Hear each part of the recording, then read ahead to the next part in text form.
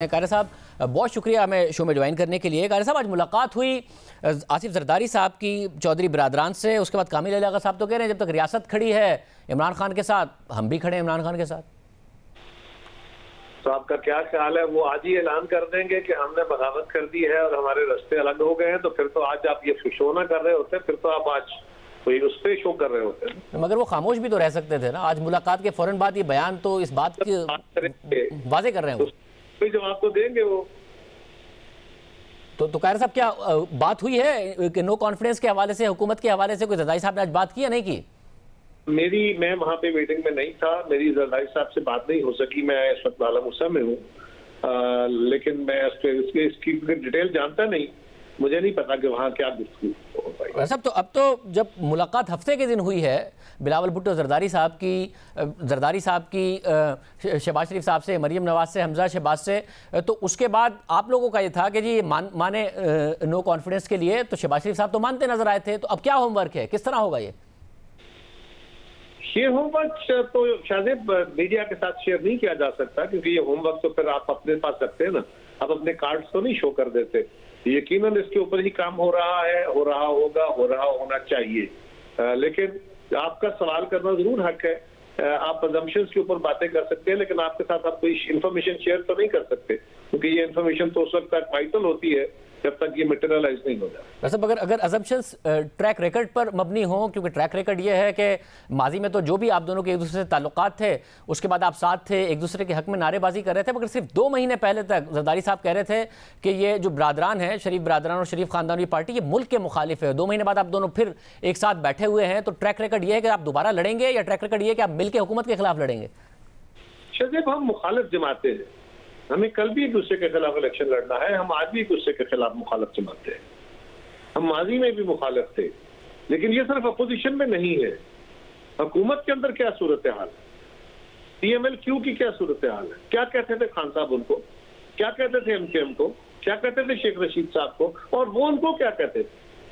लेकिन हालात जब आपको मजबूर करते हैं तो आप इकट्ठे होते हैं। यकीनन अपोजिशन की जमातें इस हुकूमत के खिलाफ इकट्ठी हुई है, इस हुकूमत से जान छुड़ाने के लिए इकट्ठी हुई है, और इस वसूल पे इकट्ठी हुई है कि इस मुल्क के अंदर एक फ्रेश मैंडेट की जरूरत है, एक नया इंतखाब होना चाहिए। उस नुक्ते पे इकट्ठी है। बाकी उनका अपना इंटरेस्ट है, हमारा अपना इंटरेस्ट है, हमारा अपना मैनिफेस्टो है, उनका अपना मैनिफेस्टो है। तो ये कोई जुर्म नहीं है। आप ये कहें कि शहबाज शरीफ साहब जरदारी साहब को कहते थे मैं पेट फाड़ के पैसे निकालूंगा, ये 10-12 साल पहले की बात है। उसके बाद तो हम हुकूमतों में रहे, उसके बाद हम इकट्ठे अपोजिशन में आए, हमने उनको लीडर ऑफ द अपोजिशन तस्लीम किया, हमने PDM तश्कील दी, हमने इकट्ठे इलेक्शन लड़े। ये तो बहुत बात की बातें हैं। आप 12 साल पहले, उसके बाद तो फिर आप DBJ के दौर की भी बात कर सकते हैं। साहब चले, ये माजी बईद की बात है, मगर PDM तश्कील देने के बाद जरदारी साहब ने कहा है कि ये मुल्क मुखालिफ है। मैं आपको सुना देता हूँ कि जरदारी साहब ने अब से 2 महीने पहले दिसंबर 2021 में क्या कहा है लाहौर में बैठ के। हर जगह पे हम इनसे लड़ेंगे, हर मोहल्ले में इनसे लड़ेंगे, इसलिए कि पाकिस्तान के ये खिलाफ है, ये मेरी धरती के खिलाफ हैं। जो इस धरती में नहीं मरना चाहता उसको क्या मसला है? उन्होंने कहा ये मुल्क मुखालिफ है। देखिए, शायद गुजारिश है कि गुफ्तगू करते हुए कभी कोई वक्त लम्हाती तौर पे ऐसे हो जाए। मैं किसी भी सियासतदान को जाती तौर पे पाकिस्तान का दुश्मन नहीं समझता। मैं ज़ियाउल हक का बदतरीन मुखालिफ। मैं समझता हूँ पाकिस्तान के ऊपर, पाकिस्तान की पूरी रियासत के ऊपर जितना बड़ा हमला, जितनी बड़ी जाति ज़ियाउल हक ने की है तारीख में किसी ने नहीं की, लेकिन मैं उसको भी मुल्क दुश्मन नहीं समझता। मैं उसके फैसलों की बदौलत मुल्क को नुकसान पहुंचने का बायस जरूर कहता हूँ, लेकिन मैं ये नहीं समझता कि ज़ियाउल हक ने भी इंटेंशनली पाकिस्तान को नुकसान पहुंचाया। सो मेरा किसी सियासतदान के बारे में ये व्यू नहीं है। लेकिन आप कभी बात करते हुए ये बात कि उसके फैसलों से मुल्क को नुकसान हो रहा है, इसको बयान करते हुए कभी वो लफ्ज भी निकल जाते हैं। तो कारी साहब, आपकी जो जाहिर है आप एक सीनियर सियासी कारकुन है, आपको लग रहा है कि किसी भी तरीके से आप लोग हुकूमत गिरा सकते हैं, या फिर सीधी सी बात है कि इलेक्शन का साल अगले साल शुरू हो जाना है, आप सब इलेक्शन की तैयारियों की तरफ जा रहे हैं, इस हुकूमत ने अपना टाइम पूरा करना है?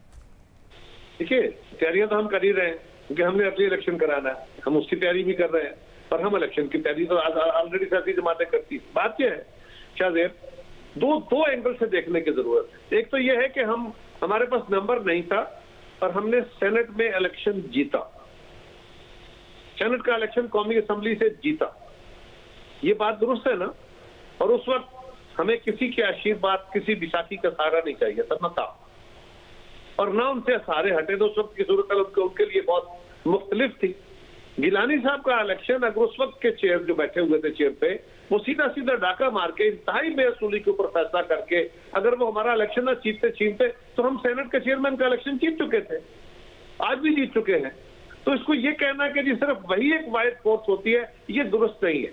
हाँ, एक रास्ता, दूसरा रास्ता ये है, अगर कायर साहब गिलानी साहब को लीडर ऑफ द ऑपोजिशन बनाने के लिए तो आपने हुकूमत ही के सेनेटर लिए ना, और फिर वो आज आप लोगों के लिए लाइबिलिटी बन गए हैं, तो फिर वाइड फोर्स कौन सी होती है? गुजारिश ये है कि आपने नो कॉन्फिडेंस तो असेंबली के मेंबर्स के अंदर से ही करना है, और आपके पास नंबर थोड़ा है, आपने असेंबली के अंदर से वो नंबर पूरा करना है। एक इत्तेहादियों की सूरत में है और दूसरा मुस्लिम पीटीआई के अपने अंदर। देखिए, पीटीआई को एक मुसम्मम जमात नहीं है, उनको एक इलेक्शन के वक्त मुख्तलिफ जमातों से लोग पकड़ के उसमें इकट्ठे कर दिए गए इलेक्टेबल, और वह इलेक्शन जितवा दिया गया। अब सवाल यह है कि उन लोगों को पाकिस्तान के अंदर इतनी खौफनाक पल्स जो है वो फील कर रहे हैं, वो हीट महसूस हो रही है।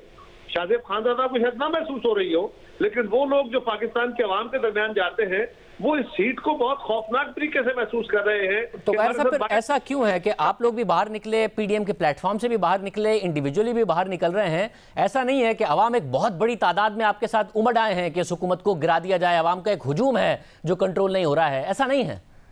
देखिए, पहली बात तो यह है कि आज के इस दौर में कभी भी हजूम नहीं किसी जमात के साथ भी नहीं होता। जब इमरान खान साहब निकले थे कितना बड़ा हजूम था, सारा मीडिया अगर उनको ना दिखा रहा होता कि वो कहां खड़े हैं। उनका 126 दिन का धरना, चंद 100 लोग नीचे खड़े होते थे, और अगर आप उनके ऊपर रेगुलर प्रोग्राम सारा मीडिया ना करता और उनके जलसों को बड़ा बड़ा करके ना दिखाता तो क्या था वहां? आप बताइए जरा ईमानदारी से कि मगर क्या ऐसा है कि आप ये कह रहे हैं कि उस वक्त भी हालात इतने ही बुरे थे? आप तो ये कह रहे हैं ना हालात इतने बुरे हैं कि अवाम बुरी तरीके से परेशान हो गए हैं। ऑपोजिशन का तो मुद्दा ये है ना कि उस वक्त हालात इतने बुरे नहीं थे, अब तो आप कह रहे हैं हालात इतने बुरे तो अवाम क्यों नहीं उमड़ उमड़ के आ रहे? सवाल ये है कि उस वक्त हालात कितने बुरे हो सकते थे। खान साहब तो कह रहे हैं मेरा बड़ा पॉपुलर बयानिया था, आप सारे लोग, सारा मीडिया उनको सपोर्ट कर रहा था, उनको उस वक्त वो कहते थे मुझे इदारों की भी सपोर्ट है, तो क्या था उनके पास? कायर साहब, ये तो दुरुस्त है कि मीडिया ने उस वक्त बहुत ज्यादा दिखाया खान साहब को, बट ऐसा नहीं है कि आप लोगों के जलसे दिखा नहीं रहा है मीडिया। आप लोग जलसे करते हैं, आपके मीडिया जलसे भरपूर दिखाए जाते हैं। आपने कौन सा धरना दे दिया जो नहीं दिखाया मीडिया ने? ठहर तो जाओ ना यार, धरना देना हो सकता है खान साहब की दानिश में दुरुस्त हो, मेरी दानिश में दुरुस्त नहीं है। जिस चीज को मैं गलत कहता हूं मैं कैसे करूं? मैं शाहजेब के या किसी और के दबाव पे तो नहीं कर सकता, मैं तो वो करूंगा जो सियासत को दुरुस्त समझता हूं। लेकिन दुरुस्त है, मगर आप मीडिया पे तनकीद कर रहे हैं ना कि मीडिया ने उनको दिखाया, मीडिया आपको भी दिखाता है, तो ऐसा थोड़ी कि आपने क्या नहीं दिखाया। एक बात तो कायर साहब, अगर मुझे ब्रेक में जाने से पहले अगर काइंडली बता दें, आपको लगता है कि हुकूमत गिर सकती है या एक पॉस्चरिंग है जो अपोजिशन करती रहेगी, हुकूमत नहीं गिरेगी? नहीं शाहजेब, देखिए आपका अपना एंगल है, आप सहाफी के एंगल से देखिए। मैं तो इसीलिए निकला हूं कि मैं हुकूमत को गिराऊंगा, और आपको पीडीएम के जलसे नजर नहीं आए? कितने कितने बड़े जलसे थे, वो हजूम में अवाम नहीं था, क्या था वहां पे? बहुत शुक्रिया।